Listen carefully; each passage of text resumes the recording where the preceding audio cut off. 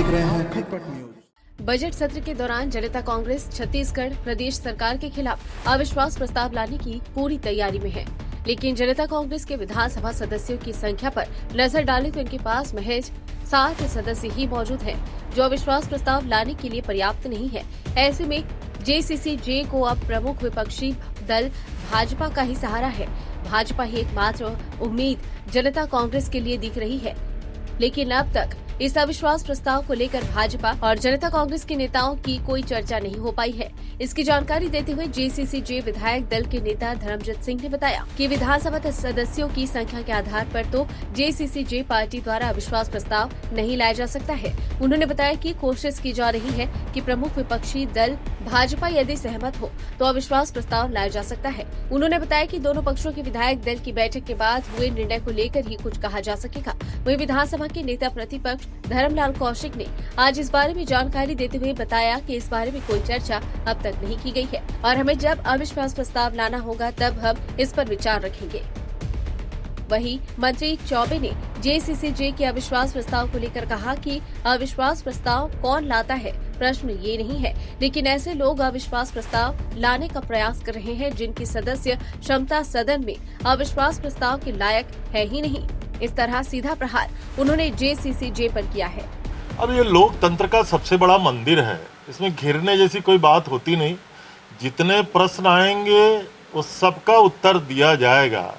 अब उनके प्रभारी के कहने पर अगर वो घेरने की रणनीति बना रहे हैं तो ये शायद अपने आप को सक्षम नहीं पाते, लेकिन प्रतिपक्ष अपनी बात कहता है, प्रश्न उठाते हैं और सरकार की जवाबदारी है उसका उत्तर देना। हम पूरी तरह तैयार हैं। अब मुझे लगता है कि देश में विधायकों की खरीदी बिक्री का एक बाजार बना हुआ है। इसका श्रेय आदरणीय प्रधानमंत्री जी को, माननीय गृह मंत्री जी को और भारतीय जनता पार्टी को है। जनता के बीच चुनाव में वो जीतते नहीं, लेकिन लगातार सरकार गिराने की साजिश जो इस देश में किया जा रहा है, शायद शिवरतन जी उसी के तरफ ध्यान आकर्षित कर रहे थे, लेकिन लोकतंत्र विधायक दल की बैठक में तय किए हैं, जवाबदारी दिए हैं और जवाबदारी के साथ में सभी विषयों पर चर्चा होगी। इसके बाद में जब बजट प्रस्तुत होगा उसके बाद में फिर अलग से बैठक करेंगे और बजट संबंधी फिर उसमें विस्तार से चर्चा होगी। लेकिन फिलहाल 1 सप्ताह की कार्य योजना आज भारतीय जनता पार्टी विधायक दल के द्वारा बनाई गई है। उसमें हमारे सभी विधायक उपस्थित रहे, सभी का सुझाव भी आया है और महत्वपूर्ण बातें उसमें रखी गई और उसके अनुसार से एक योजना बनाई गई है।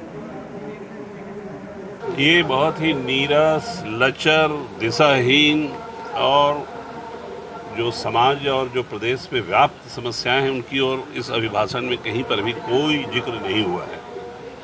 कानून और व्यवस्था की स्थिति आप स्वयं जानते हैं कि पूरे प्रदेश में, स्वयं राजधानी में बहुत लचर है, लेकिन कानून व्यवस्था के बारे में एक शब्द नहीं कहा गया।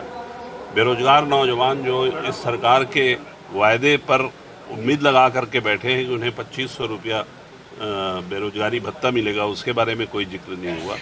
सिवा गोबर, धान और गरुआ, नरुआ, बाड़ी, इससे आगे सरकार गोबर से आगे नहीं बढ़ पाई है।